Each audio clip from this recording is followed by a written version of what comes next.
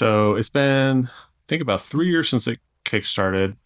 It's arrived about 2 years late. I personally late backed, so I haven't been waiting that full time, but it, I did wait quite a while. The thing is that the creator has had such good communication, and not just like little updates, but like genuinely showing everyone what he's working on, very passionately describing everything he's done on the project, that there's like not any ill will in the project, and it shows what you can do. I mean, two years, like taking 3 times longer than expected, that is quite a while, especially since like this portion of it was it's like a second printing, and then there's a big expansion which I did not get. We're just going to unbox the base game today. um, but he was so transparent throughout the process that people were just getting more and more excited and somehow didn't get frustrated. And it's in our hands and people are very happy. I just did a quick perusal of comments and I wasn't really seeing, I didn't see any negative ones.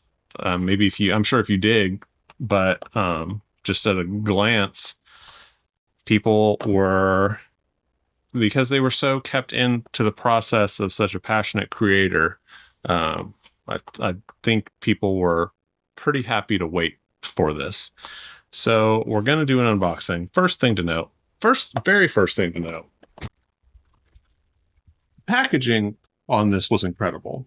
Like, it was fully encased in this foam, which will now be added to my little collection that I use to make my own custom inserts out of. But it's, I mean, you can see it's like it was fully encased. There was no, there was no way that this was going to get damaged.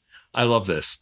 It is so much better than for as far as protecting the stuff and contents in the game, than like Kamon's method of just putting a styrofoam corner on each side. Now, it does make more waste, but I'm going to tell you, I will use this. I could still use more companies to do this because this stuff is so useful for making inserts. I would have to buy it if I wasn't getting it for free. I say for free. I certainly did pay for this. All right, so I'm noting that the shrink wrap here, this is maybe the thickest shrink wrap I've ever encountered. That's, like, you can see it's slightly opaque. So once again, high quality.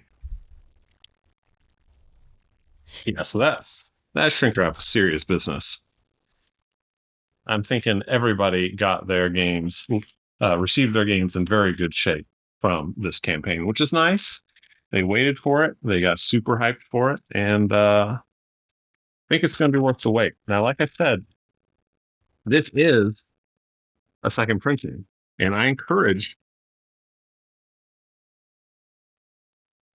everyone to wait for the second printing of these games, because from what I saw of the game, for one thing, I was able to watch reviews of this, and it looks really fun. Um, if you watch my videos regularly, I have said a couple times now that like Dungeon Universalis is my one big true dungeon crawler.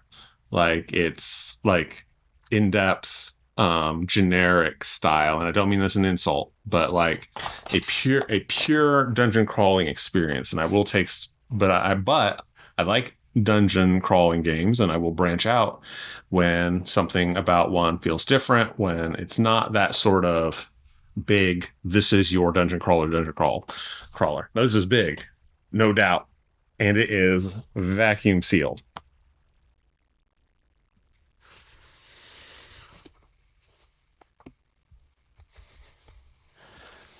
But it is not a grid crawl. You can see from right here, it's a room-based crawl, and it was designed by a mathematician. So it's like I watched these plays that looked very down to the wire.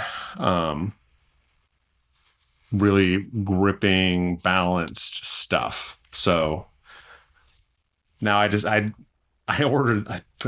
I think that I might have gotten this before I backed Dungeon Universalis. I'm not 100% on that. I I think that I did. So I wouldn't have known the Dungeon Universalis is my like generic dungeon crawler, lifestyle dungeon crawler. But even if I had known that, this has its own thing going on. It's not trying to. I don't know if I don't. I need to think about how I mean that. Um, it's not trying to recreate like a tactical grid battle like you would find in an RPG experience. Okay, so we have a nice dual layer threat meter board here. It's good quality.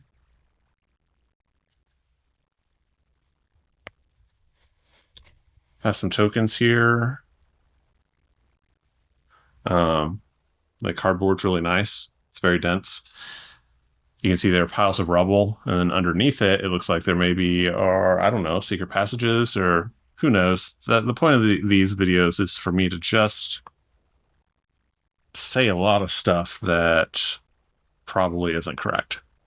That's the point. It's a feature, it's not a bug. Okay. Some more tokens. We got some tomes here paired up. I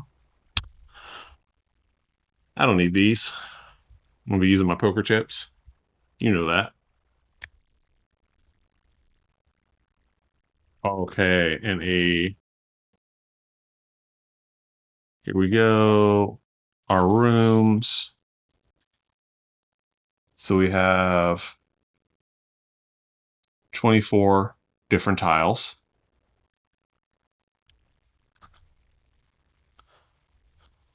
There's the merchant.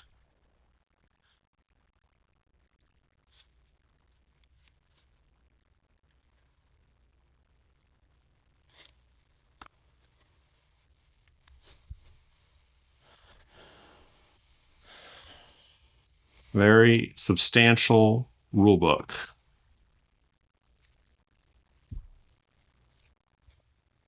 Wow.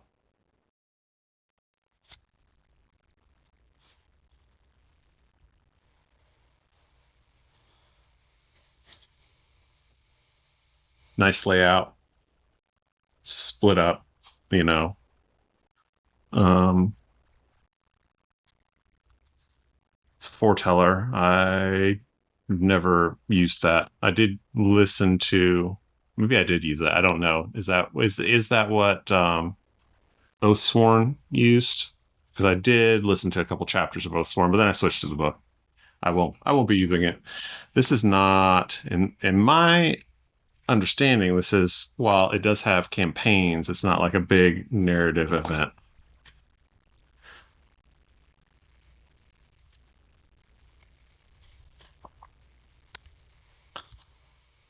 So wordy.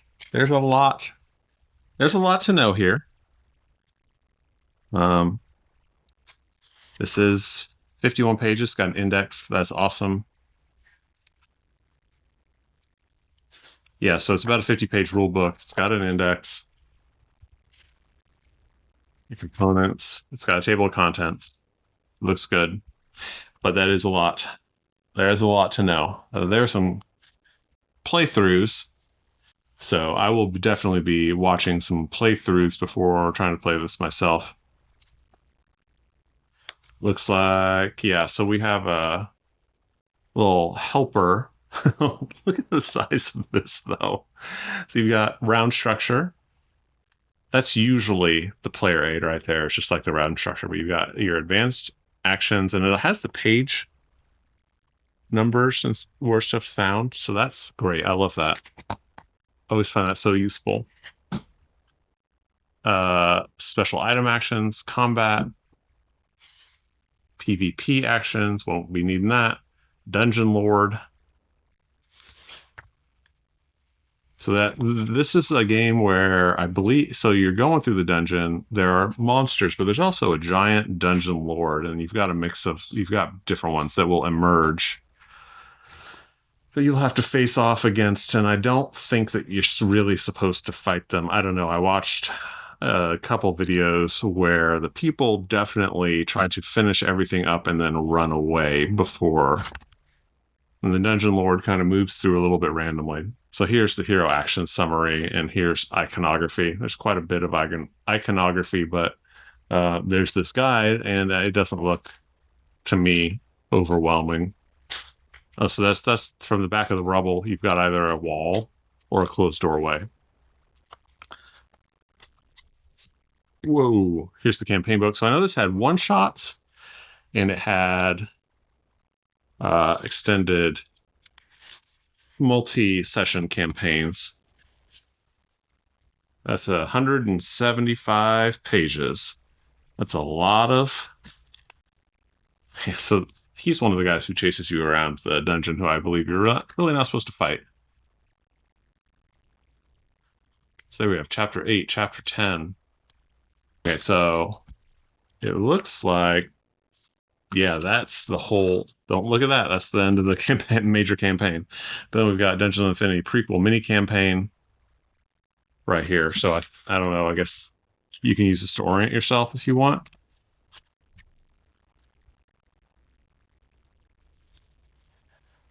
That's a lot of. There's a lot of board game reading. I'll check it out. We'll see how it goes. Okay, and here we have the player boards. So it's got, I don't usually keep this stuff. We'll see how this goes because this does fit in here really nicely. And like I said, the box is incredibly heavy, which means it is loaded. So I may need to compromise. Typically, I throw all vac form away. All vac form must die. Desiccant. Need to not lose that. The puppy running around. Okay, so here are player boards. Let's open them up and take a look. Trying out a different camera system. I'm actually trying out a different camera, but I like certain aspects. Like I like the setup. But I'm not sure if I'm going to switch to this camera. The benefit of this is that my audio and video are in the same video file, which I've found just makes editing easier as opposed to having separate files. But I don't like the quality. I don't know. We'll see. Anyway, I'll have to edit it and find out. So got Thief, cat, apparently a Catman, Thief. So these are dual layer. You can see the game trays underneath there. Sasha, the Alchemist. And you can track all of your stats. Okay, so this is another thing I was talking about. So besides the fact that I was able to watch the game and know that I get a good sense that it's going to be something that I enjoy versus it's a bunch of empty promises.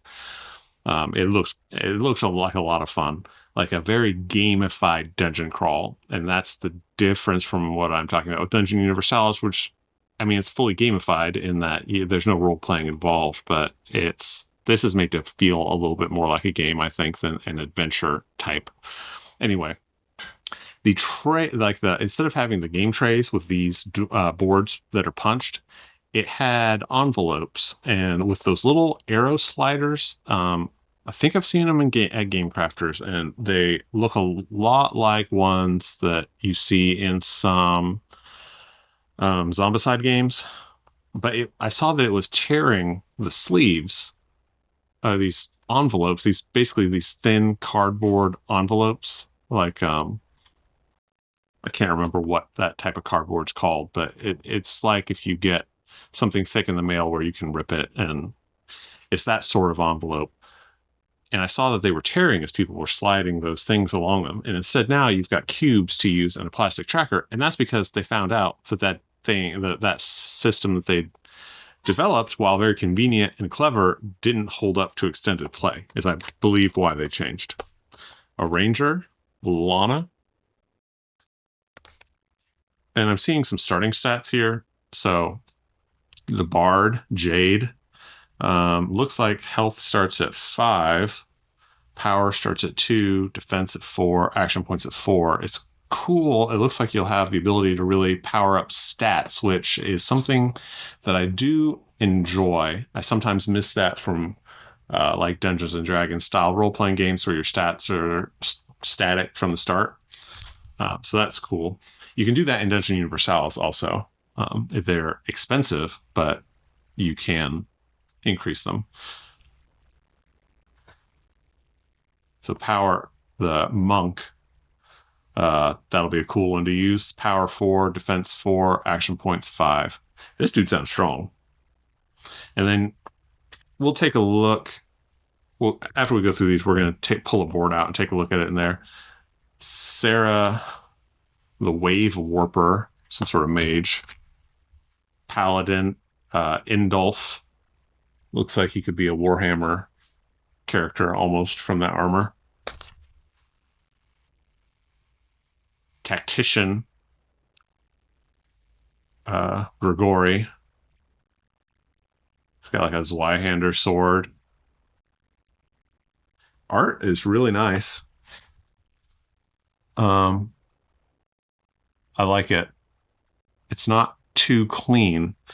I've mentioned this before, and I pick on Eon's End regarding this, but Eon's End, like CG art, is too clean. But if you look at the face, you can see details. It's not smooth. It doesn't have that weird, uncanny valley. And it's actually really awesome that they put these characters don't look like they're like 17 years old or whatever. Like she has, some lines in her forehead and creases in her brow. Assassin, Saskia. But this art, I'm sure it's digital painting, but it still looks lifelike. It reminds me of Catharsis a bit in that way. It's not nearly as dynamic feeling, at least for the character art. Ice Mage, Rolandra, Fire Mage, Sephin Renee, and just Warrior Akachi.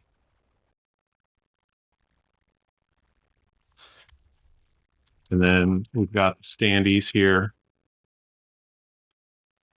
Oh, yeah. So you could go, I believe, if I remember correctly, you could go standees or you could go minis. Not 100% sure if that was the case, but I always appreciate that choice. I mean, if they just want to give me standees, I'm also happy with that. These are some very nice acrylic standees, though. Look great.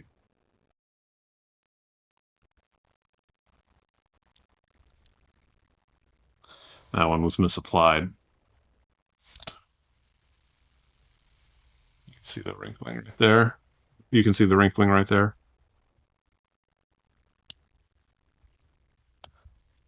So we also have the dungeon monsters here.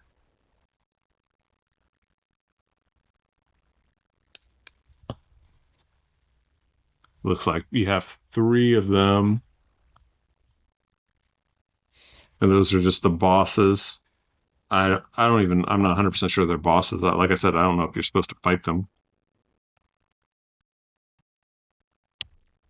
And then the special bases for that sort of standee. I do have some generic ones that pinch instead that I will sometimes use if these don't work well for some reason. Well, these kind typically work well if they fit well. I have had a game where it fits so loose that these kept falling off. I'll use the pinch kind. That also lets you color coordinate them. Okay. So that's, as far as vac form goes, that's nice vac form. It It's very sturdy. This is also back formed, but opaque and thick enough that it's nice. I'm not crazy about game trays, but let's try fitting one in here. But sometimes they can save you a good amount of space by making things nice and organized.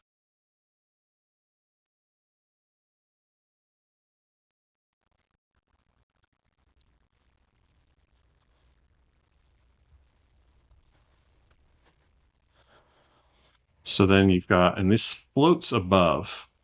Well, no, it doesn't float above. It sits down in there, but then there's you can see that there's a ledge here. So it looks like I don't know if you can carry multiple weapons or multiple versions of stuff and just have certain ones equipped while you're carrying others. Maybe that's why there's enough room here, because there's enough room here to fit. I don't know. Depending on how thick the cards are, like maybe 10, maybe 8. That's a very nice setup. I don't remember how possible true solo is. I will say that these are wide enough. I'm glad that you don't have to store any cards on the side, because that can be a real problem in some games. So they're all going to be there. And then the dungeon, because it's made out of these small squares instead of the grid, which I like, but it's definitely not always necessary. You can get something that usually is more balanced and takes up a lot less room when you do it like this, especially with a room that's a little bit small on the smaller side. I'll be able to build out a big dungeon. I'm thinking just about any dungeon that they throw at me, even on my card table, because um, they've gone with that route for rooms. So then you can put. It looks like I could fit 2 of these on a card table side by side without strain.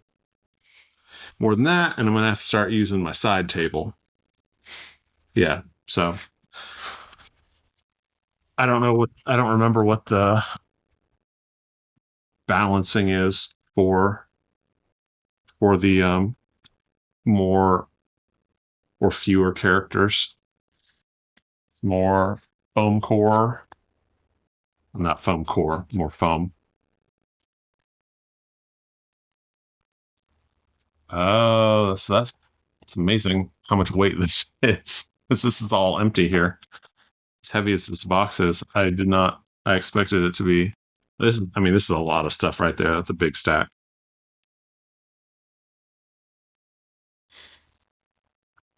Let's take a look at some of these cards. Well, first, we've got an organizer here. Not a fan of these personally. So I think I am going to be able to just build up some little foam organizer in there myself. I usually will use I like organizers, but I don't like the back foam plastic kind. I usually go for the fishing lure boxes. I've got several. Got some cubes, a lot of different colors. I'm guessing these red ones are for health or wounds, and these are weird shaped. Let me show you. Got a lot of 20-sided dice here. 6.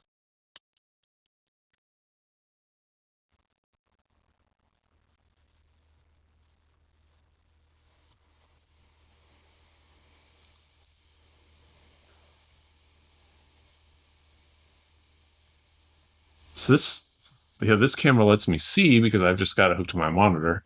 I can see everything really well, but it's not great. Great camera, but you can see the special shape of those. I don't know if maybe those get used on the player board on these game trays somehow. And then you've got storage for. Is this really storage for the acrylic tokens? Goodness gracious, that's the most over the top thing I've ever seen. It does let you keep them. Okay, so one cool thing I'm seeing here is that there's room here for the base. So you can plug it into the base and then just keep it there,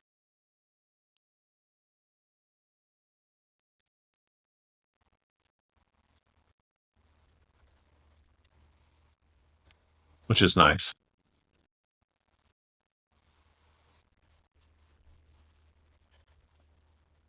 But that's a little bit more space than I need. Application on these is not great. You can see how many bubbles that has. It is pretty understandable on a big one like this, but I'm a little bit disappointed in some of these small ones that aren't so smooth. I don't know if I'll be using any of that back form over there. Okay, what do we have here? It's packaged up. It doesn't say not to open it. So, oh, I guess it's an extra dungeon lord. Maybe this is a Kickstarter exclusive here. Oh, I guess I would have thought the whole thing was Kickstarter exclusive. I don't know.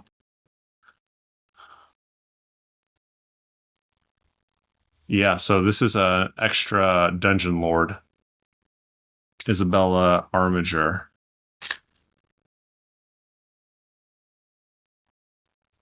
They've got stats, so they can't be completely unbeatable. But maybe you're supposed to duck them for like the first 15 dungeons. I don't know.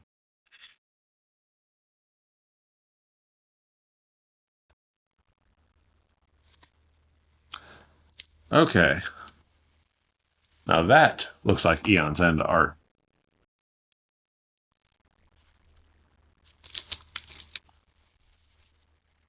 Got a little vac card tray in here, which is actually quite nice.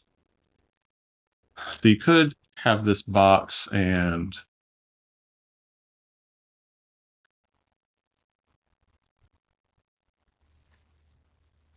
then just take this off, and it looks like you're kind of ready to go like that.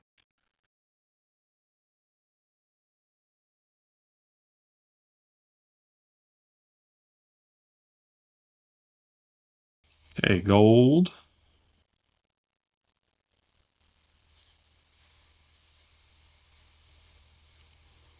Okay, let's take a look at what we're looking at here. Body. So it looks like this is from looting, looting bodies. Yeah, you all stand there looking over the body. Are you sure? Yes, I'm sure this is him. Lana was at a loss. Hmm.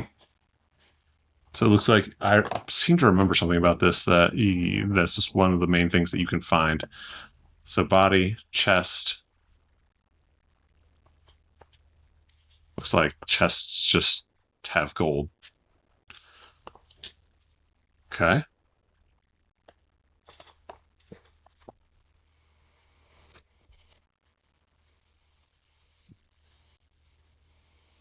Debris.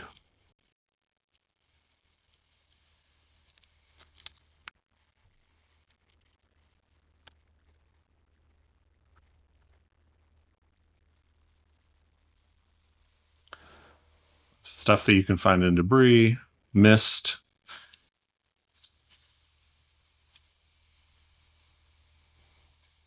You're covered up by the mist. Fear begins to well up inside you. You know how dangerous the mist can be. You wait and you wait.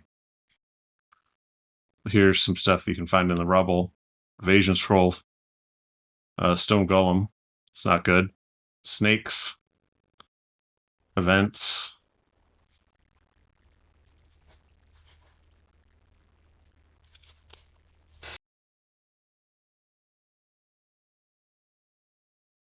Looks like here we've got some more fun treasure. Just have these openers on the side, which you don't always get in these indie games. But I feel like I end up abrading the cards whenever I scratch on those enough to actually get them open. So I'm sticking with my usual method.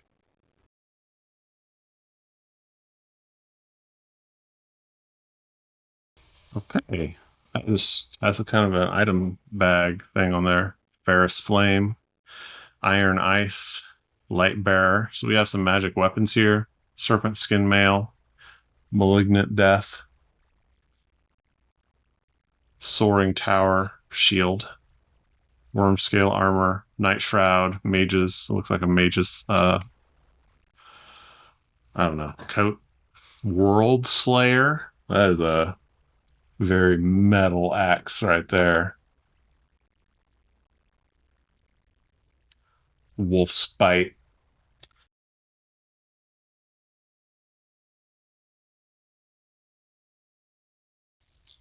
Well, despite my talking about how packed the box felt, it's not so packed.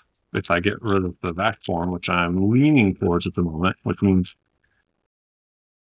if I enjoy it and decide to get some expansions, there'll be plenty of room for all of it. More. Okay, so what are these spells? Scrolls, mining, weapon, sword, accessory. Okay, interesting. So these are accessories. Star fragment amulet. It's like magic jewelry.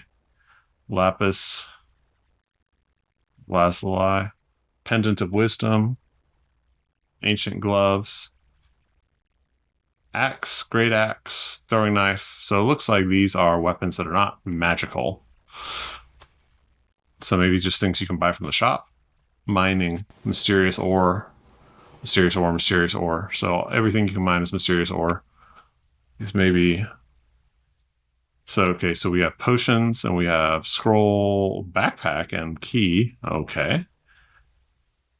Pickaxe. It's just items. And then you do have some scrolls.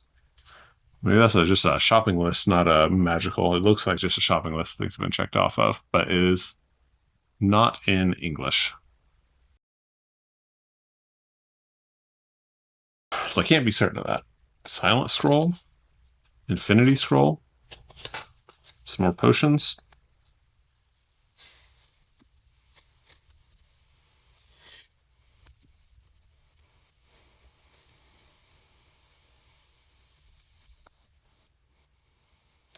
Okay, here we're getting into the monsters. Nice thing about having monsters that so the dungeon bosses move around the map, so you have to have some standees or something for them. But it is nice to not have to go digging for a board representation of the monsters, to be able to just go off the cards, because they are just in the room. They're in that one room and they're not moving. Okay, so it looks like this is an AI deck. Rampage, move 3. Yeah, I think this is the boss AI deck. Move 1 towards a hero with 1 noise, otherwise move towards the highest noise. So I do think I remember the game I saw, the person was playing 2 characters, which then lets you maybe manipulate the dungeon boss a bit, because this is talking about moving that dungeon boss around the dungeon.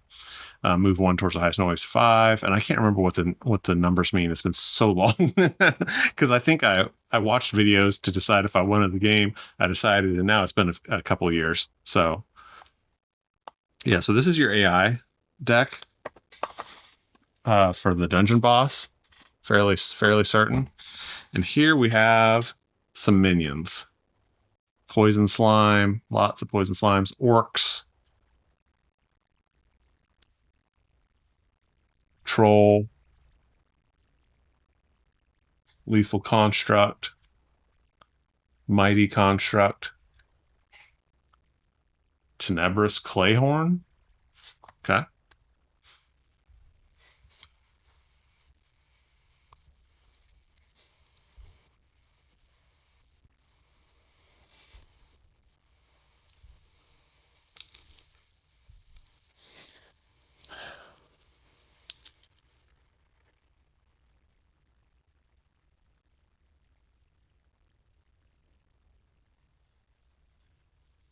So this is interesting. Enemy adjustments, and then it has fight and like armor. Use marker cubes to track any modifications made to enemy power and defense. Okay, so that's it. It's not a.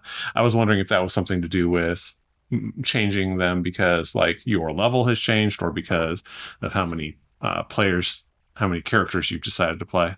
So here we have a dungeon lord, Zagan the Giant, Villa Spectrum, a Golem, Lord Abigor. These are your dungeon lords.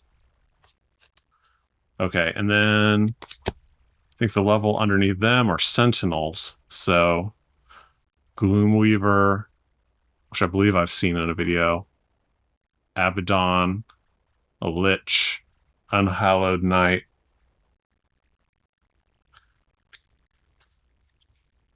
Yeah, so these are a step up. The sentinels are a step up from the minions. Where you got, so we have a bunch of spiders, venomous spider, skeleton skirmisher. Yes, their hit points up there. Skeleton warrior, werewolf.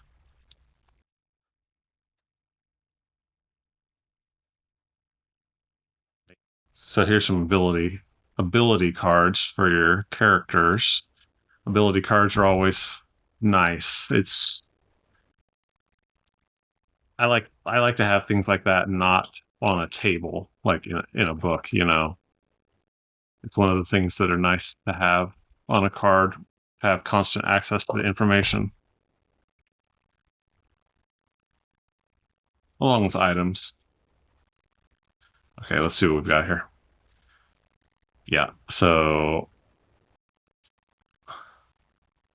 got all the abilities for all of the different characters. Okay. Well, let's take a look at Saskia the Assassin's abilities. She's only got two. Oh, she spills over. Let's take a look at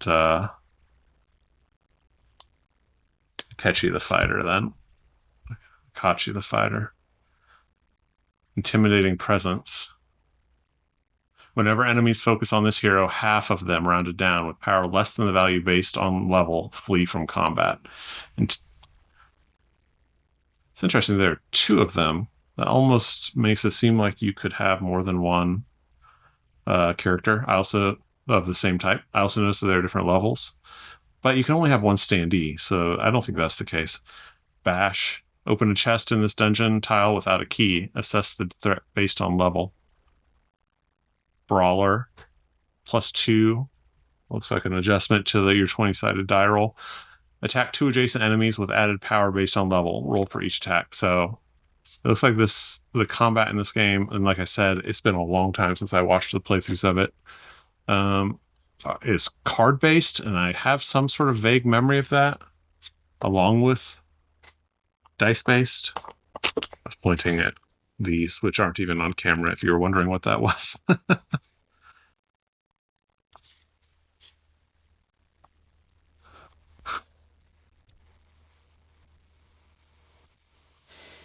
Hey. Looks like these are just more ability cards. Oh, there's an ally. Wonder what that's about.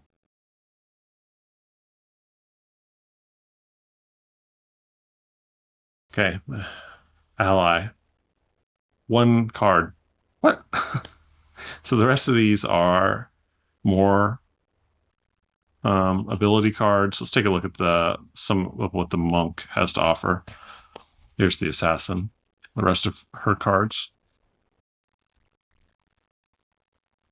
Hurricane Kick. Attack all front row enemies with added power based on level. Roll for each attack. On a roll of 1 to 10, the enemy is stunned.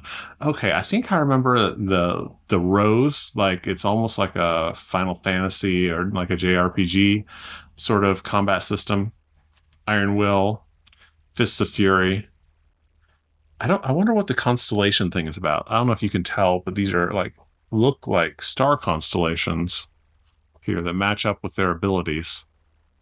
So Fists of Fury, attack 2 adjacent enemies with added power based on level. Roll for each attack. chrome feet. It looks like he also has a special piece of equipment. Replace Hurricane Kick with Hurricane Kick Plus.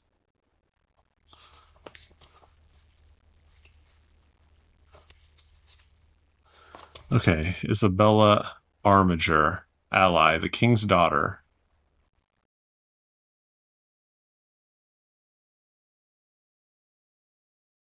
Mist, debris, body, chest. So these are the different things that you can search. I guess they are markers for the cards. Oh, these are just your dividers. Okay, never mind. Yeah, so you've got all your dividers here. That's nice.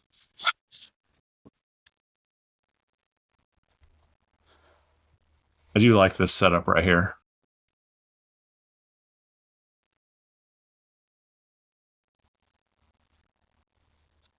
Sorry, I was gesturing to something you can't see. Yeah, so you've got your dividers here. Okay, well, that is everything that came packed in the base game of Dungeons of Infinity. I'm looking forward to getting this to the table. I am slightly intimidated by the size of and density of that rule book, but there are some videos out there. This game looks like a lot of fun. So hope to bring it to you guys soon. I hope that you enjoyed this, got the information needed from it. I have lots of unboxing videos. Its playlist is on one of these end tiles, even. So I will talk to you later. I hope that you have a great rest of your day and keep playing solo.